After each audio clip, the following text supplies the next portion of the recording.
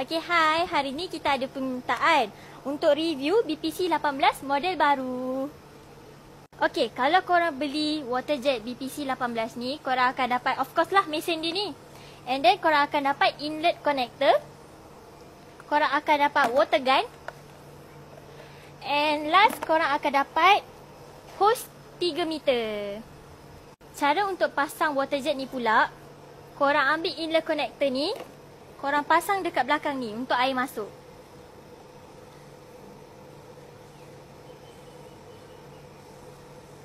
Macam ni. Okey. Kemudian, korang ambil suction hose ni, korang pasang dekat sini. Nak tahu dia dah ketat ke longgar, korang akan dengar bunyi klik. Lepas tu, korang ambil dia punya hose, korang pasang dekat depan ni. Ada bunyi klik juga bila dah ketat. Last kali, korang ambil water gun, pasang dia punya yang hujung ni dekat bawah ni. Macam ni.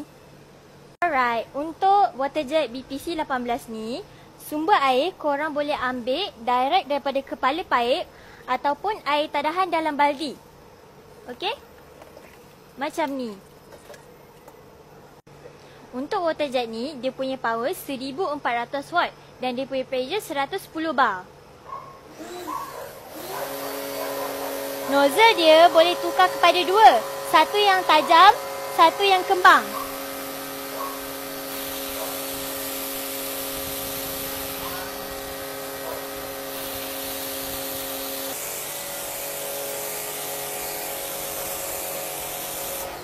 Korang kalau nak guna botol sabun pun boleh juga.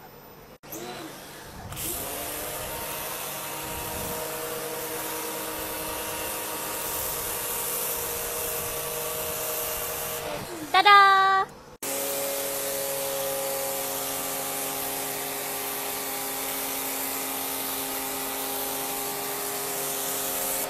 Okey, kalau korang berminat, korang boleh tekan beg kuning.